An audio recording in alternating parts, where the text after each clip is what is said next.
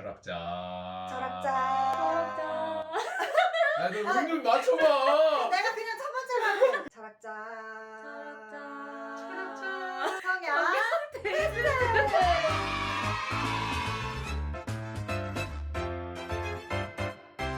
성욕은 개인적인 것일까 사회적인 것일까입니다. 오. 가족들도 보는데 이런 얘기 해도 되나? 저 아직 집에서 되게 애기거든요. 일단 오른쪽은 쇼펜하우어예요. 제가 20살 때 쇼펜하우어 좋아한다고 말하고 다녔거든요. 그랬다가 한번 교수님이랑 밥을 먹었는데 쇼펜하우어 책 중에 가장 좋아하는 게 뭐냐는 질문을 받고서 그 뒤로는 쇼펜하우어 좋아한다고 안 해요. 이름이 멋있어서 좋아했어요. 쇼펜하우어로 오행시 가능한가요? 쇼. 쇼를 좋아한다. 펜. 돌리기 같은? 여기까지 하도록 하겠습니다. 일단 그 왼쪽에 있는 사람은 에로티즘은 사회적으로 형성된 것이다. 따라서 사회적 조건에 변하는 성욕의 변화를 낳는다. 쇼펜하우어는 생에 대한 의지를 넘어서는 인간의 충동이란 없다. 에로티즘은 인간의 생에 대한 맹목적 의지의 경지다. 결과다. 일단 쇼펜하우어가 더 틀린 얘기 같아요. 그냥 생에 대한 의지랑 에로티즘이랑 무슨 관계인지 잘 모르겠어요. 이때는 피임 있는 에로티즘은 없었나? 딩크족 배제 발언을 한 것 같고요. 그리고 삶을 살아가면서 에로티즘이 필수적인 욕구도 아니잖아요. 애인 없이도 잘 사는 사람들 많은데 뭐 안 한다고 죽는 것도 아니고 왜 성욕을 이렇게까지 중요하게 말했는지 쇼펜하우어는 변태가 아니었을까.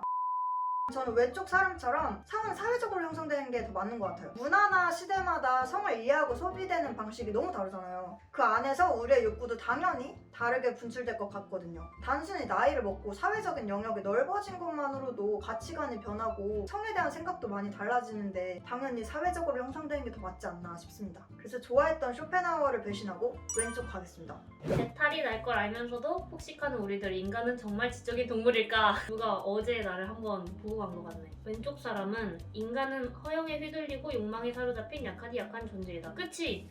인간은 욕망에 사로잡히는 존재이지. 그러니까 몸에 안 좋을 걸 알면서도 폭식을 하고 그런 거겠죠? 근데 약하다는 말은 조금 이해가 안 돼요. 왜냐면 욕망에 사로잡힌 게 약한 거면 그럼 이성적으로 계산해서 그거를 참거나 절제하는 거는 강한 건가?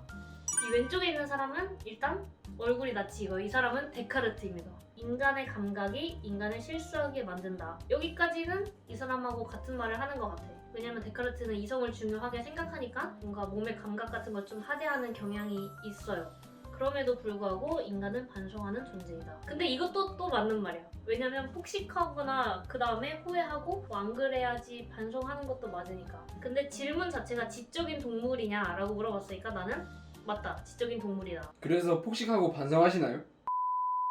그 당시 행동을 후회한다 해도 쾌락을 선택하고 혹은 선택을 안 할 수도 있는 것도 반성적인 존재인 거니까 지적인 동물은 맞는 것 같다. 국가는 나를 지켜주는 울타리인가 혹은 나를 가두어두는 울타리인가입니다. 이 사진을 보시면 오른쪽은 조금 유명한 토마스 홉스고 왼쪽은 저도 이제 처음 들어보는 피에르 칼라스트르라는 철학자입니다. 전혀 이름도 못 들어보셨죠? 예, 그러실 수 있어요. 왜냐하면 주장하는 게 국가가 학생들에게 가르쳐주고 싶지는 않을 거기 때문에 국가는 국가의 구성원을 착취하고 억압하는 기관이다. 그러므로 거기서부터 벗어나야 한다. 어떻게 보면 아나키스트와 맥을 같이 하고 있어요. 아나키스트도 이제 국가가 필요 없고 공동체 사회에서 살아가야 한다고 주장을 하죠. 그에 비해 이제 홉스는 유명한 만인에 대한 만인의 투쟁 상태를 강조하면서 만만투. 그 결과로 평화적으로 나온 결과물이 국가다. 그렇기 때문에 국가는 문명의 상징이다 라고 주장을 했죠. 저는 칼 라스트르가 좀 더 어울리는 것 같아요. 왜냐하면 우선 주장이 흥미로워요. 분명 듣보잡 철학자인데 사회 비판적이고 그리고 현대 국가에 살고 있는 이제 청년인 저의 삶으로서는 이제 알바도 찾고 취업도 준비하고 있는 제가 힘든 게 제 탓이 아니고 사회 탓이고 국가 탓이라는 이제 안도감을 얻을 수 있기 때문에 좀 더 좋은 것 같아요. 문명화의 극단 20세기에 어째서 야만적인 전체주의가 탄생한 것일까? 오! 일단 왼쪽은요 아도르누고요 오른쪽은 진짜 확실히 알아요. 한나 아렌트예요. 둘 모두 히틀러의 유대인 대량학살 비극 뒤에 살아남은 철학자들이에요. 전체주의의 원인에 대해서 이거 선택해보는 것 같아요. 일단 한나 아렌트가 되게 유명해요. 이 사람이 예루살렘의 아이히만이란 책에서 악의 평범성을 이야기했는데요. 저는 철학과에 입학하고 매 학기 대다수의 교수님들이 이 책을 한 번씩은 꼭 언급했어요. 그래서 읽어보셨나요? 이제는 필수로 읽어야 할 책을 넘어서 당연히 읽었을 것이라 생각되는 책. 그래서 본인은 읽으셨나요? 저는 못 읽었어요.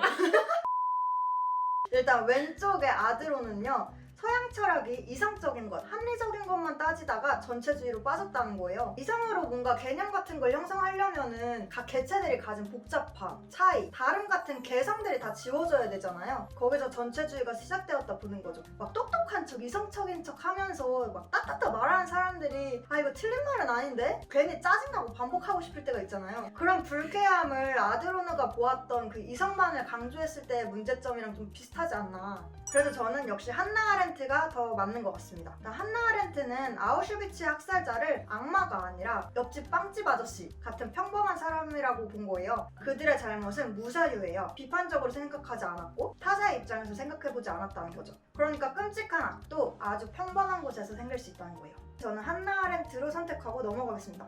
과연 타인과의 소통이 가능할까? 타인과의 의사소통하는데 많이 문제가 생기니까 좀 가족이든 친구든 연인이든 간에 일단 읽어보도록 하겠습니다. 우리의 정서 속에 기쁨과 슬픔이 있다는 것, 그것이 바로 소통을 가능하게 한다. 이 사람은 일단 수피모자고요. 우리가 감정이 있다는 게 공유되고 그러니까 소통이 가능하다 뭐 이런 얘기를 하고 있는 것 같아요. 그 옆에 세계의 조화는 예정되어 있다. 뭐라는 거야? 따라서 타자와의 소통은 가능하지도 않고 불필요하기까지 하다. 이건 좀 극단적인 거 아닌가? 나는 이거는 무조건 의사소통이 가능하다. 근데 그거는 있어. 물론 똑같은 생각이나 똑같은 감정을 공유할 수는 없어도 의사소통은 충분히 가능하다. 그러니까 예를 들어서 제가 지금 입고 있는 옷이 남색인데 여러분이 보는 남색하고 제가 보는 남색이 다를 수는 있어요. 어떤 시신경의 문제로 인해서. 하지만 우리는 이걸 남색이라고 그냥 인식하는 그런 게 있으니까 의사소통도 마찬가지로 똑같은 감정은 아니어도 의사소통을 할 수 있다. 그리고 이분이 감정 얘기하면서 의사소통을 얘기한 거 보니까 뭔가 음악이나 영화 같은 예술 같은 걸로 우리가 서로 공감하고 소통할 수 있는 가능성을 본 게 아닌가 해서 저는 할 수 있다라고 생각을 한다. 한다? 두 번째 질문은 역사는 진보한다고 치자. 역사적 진보의 힘은 어디서 나오는가? 철학과 학생의 적 두 명이 있는데 한 명은 칸트고 한 명은 헤겔이에요. 이게 오른쪽은 헤겔이고요. 혹시 헤겔 플레임 아시나요? 게오르그 비렐름 프리드리히 헤겔이에요. 몇 글자 엄청 많네. 자기는 왜였을까? 왼쪽은 공산주의의 대가 칼 마르크스입니다. 인류의 물질적 생산력이 역사적 진보의 도태이다. 생산이 역사를 만든다. 유물론과 유심론을 알아야 돼요. 유물론은 물질적인 것 때문에 변하는 거고 유심론은 사상적인 것 때문에 변하는 거예요. 내용을 깊게 들어가면 너무 어려워가지고 물론 저도 모르고요. 마르크스는 공동생산, 공동분배. 헤겔은 이 국가의 끝은 변증법적으로 절대이성이 만든 국가이다. 3년 전에 헤겔을 배웠었어요. 그때 분명 열심히 들었는데 C 받았고요. 욕한 거 아니죠 방금? 저는 칼 마르크스를 선택할게요. 왜냐하면 헤겔은 이성의 시대에 살았죠. 이성이 모든 문제를 해결해 줄 거라고 생각을 했어요. 근데 20세기 넘어오면서 그렇지 않다는 걸 발견을 했죠. 저희가 1차 세계대전과 2차 세계대전 과학기술의 발전이 인간을 완전히 없애버릴 수도 있겠구나 라는 공포감 때문에 이성이 완전한 게 아니다. 그에 비해 이제 칼 마르크스는 20세기를 주름 잡았어요. 자본주의와 겨루는 냉전의 양대 산맥. 소련의 공산주의가 무너졌지만 그래도 한때는 맹위를 떠졌잖아요. 저는 그래서 칼 마르크스로 할게요. 혹시 그 이유는 아니신가요? 헤겔은 C주고 막스는 A줘서? C 받았고요. 그렇게 해서 나온 저의 성향은 짜잔 감성적 문필가 타입. 감성적 문필가? 동물적 감각 플러스 논리적 이성까지 겸비한 당신은 욕심쟁이 후후후. 이게 언제 적 거야? 감각과 동시에 쓰임까지 고려하는 섬세함을 가진 당신. 동물적 감각을 중시하지만 이 감각은 명확한 데이터를 토대로 나오는 것이다. 감각과 이성 둘 다 쓰는 중간 사람이라는 얘기인 것 같은데 나한테 잘 어울리는 철학자들은 흉, 들레즈, 막스, 아감벤. 흉이라는 사람은 내가 공부할 때 되게 좋아했던 것 같아. 흉이 했던 말 중에 좀 기억에 남는 거는 흉은 인과관계 자체를 인정하지 않는데 몇천 년 동안 해가 떴지만 그렇다고 내일 해가 뜬다는 거를 인정하지 않는 사람이란 말이에요. 반복해서 얻어진 인과관계라고 믿을 수 있는 건 아니니까. 들레즈는 솔직히 누군지 잘 모르겠고 막스 형은 똑똑한 형님이시고 아감벤도 누군지 모르겠어. 저는 상식에 충실한 소시민 타입. 상식에 충실한 당신은 김혜서한테 뺨 맞을 타입. 엣지가 없다는 뜻. 그쵸, 딱히 있진 않아요. 양쪽을 두루 살피고 가장 좋다고 여기는 것을 택하는 타입이다. 맞아요. 저는 항상 양쪽을 살펴요. 그래서 약간 극단적인 입장도 없고 그쵸, 줏대가 없죠. 다 같이 땡땡 치다 놀다가도 어느샌가 자리로 돌아와 제 할 일을 찾는 네, 저는 뭘 하더라도 할 일은 하고 합니다. 매력적이기보다는 밋밋한 게 사실. 그러니까 제 성격의 단점은 밋밋한 거고 장점은 칸트랑 아리스토텔레스처럼 대철학자가 될 수도 있다는 것 같은데 그 장점은 천재여야 된다는 게 또 들어가는 거잖아요. 근데 저는 천재는 아니잖아요. 밋밋한 사람일 뿐인데 사실 칸트도 천재지 성격은 재미없었잖아요. 완전 따분하고 꼰대잖아요. 여러분 오늘 제 테스트도 그렇게 재미없었나요? 네, 이제 제 결과는 상식에 충실한 소시민 타입이라고 나왔네요. 슬기랑 똑같은 거 아니야? 똑같은 것 같네요.